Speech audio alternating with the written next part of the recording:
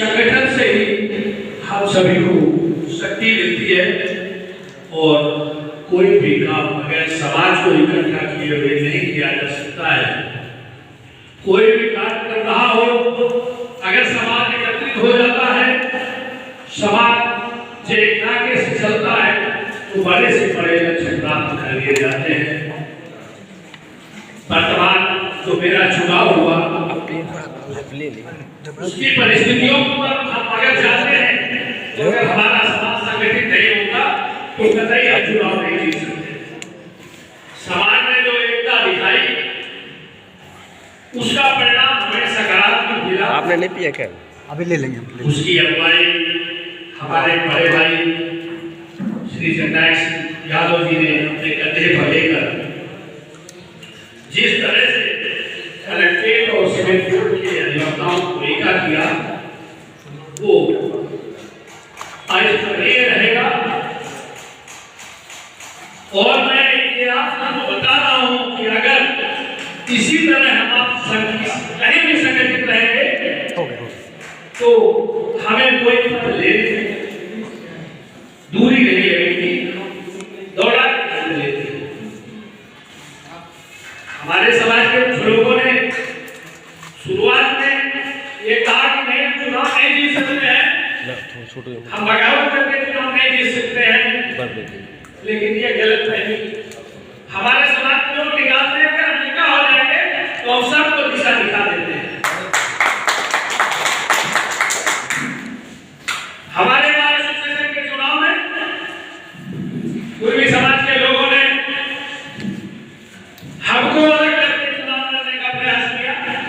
यद्यपि मैं चुनाव नहीं लड़ना चाह रहा था, मेरी इच्छा नहीं थी, लेकिन उन्होंने जैसे शब्दों से नवाज दिया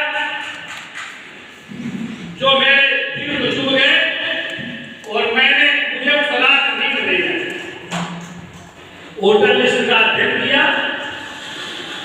एक पद की काउंटिंग करी और इसके बाद मैंने भाई साहब से कहा कि भाई साहब चुनाव लड़ा जाएगा, चुनाव हम जीत लेंगे, घबरा के चलेंगे। भाई साहब ने हिम्मत बढ़ाई, बात ठीक है। हमारे समाज के कुछ लोगों ने हमको रोका, नहीं आपकी बेइज्जती हो जाएगी, आप चुनाव एक बार जीत चुके हैं, आप अध्यक्ष रह चुके हैं, अगर हार करेंगे तो बहुत बदनामी होगी।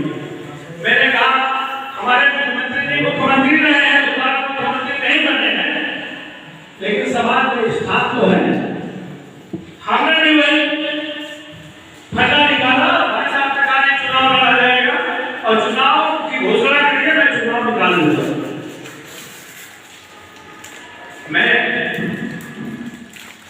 केवल भय खा रहा था ये कि मेरे पास आर्थिक मजबूती उस समय नहीं थी, लेकिन जिस तरह से बात की चुनाव में दारू और भोजन की व्यवस्थाएं हो रही है, वो मुझे लगा कि संभव नहीं हो पाएंगे, मैं नहीं कर पाऊंगा, लेकिन भाई साहब ने उसको तोड़ तोड़ करके सारी व्यवस्थाएं लगाई, सारी व्यवस्थाएं पर आ गई और एक मत पर मैंने निगाह लगाई। समाज के लोगों को एक को जोड़ा, एक जोड़ने के बाद समाज इकट्ठा हुआ। अन्य जगहों से मैंने वोट जोड़े। हमारा समाजवादी पार्टी से प्रत्याशी घोषित किया गया था, जननायक सचाम नाम था, उन लोगों ने मुझे वोट कटवा कहा। मैंने कहा ठीक है मैं वोट कटवा हूँ, अभी मैं दिखाऊंगा कि वोट कैसे काटे जाते हैं और सबके वोट काट के दिखाऊंगा। और मैंने उनके समाज से भी तोड़ा और अपने समाज को निकलने नहीं दिया। जो उनके पुरोधा श्री बल्लाल जी थे, उन्होंने कहा कि अगर संगठन देखना हो तो यादव का देखिए, यादव हमको एक प्रत्याशी नहीं मिला, अब वो भी मिला तो उसको बेटा करा दिया। ये क्षमता है मिस्टर बाबू सिंह की। तो मैं कुछ नहीं हूँ, अकेले कोई आदमी कुछ नहीं होता है। समाज की ताकत है, आपकी ताकत है, युवाओं की ताकत है, अपने बुजुर्गों वरिष्ठों की ताकत है, तभी हमारी ताकत बनती है। चुनाव जिंदगी चल रहा था, मेरे पास संदेशा है कि भाई साहब समाज के 5 लोग टूटे हुए हैं, इनको आप मैनेज करिए। मैंने कहा ठीक है, मैं 5 आपको मैनेज मिलेंगे, 5 और आपको मिलेंगे। मैंने कहा और बताइए कहां से बोल रहा है, मुझको कई ब्राह्मणों से मिले, कई शोधकर से मिले, मैंने सारे जोड़ के वोट दे दिए।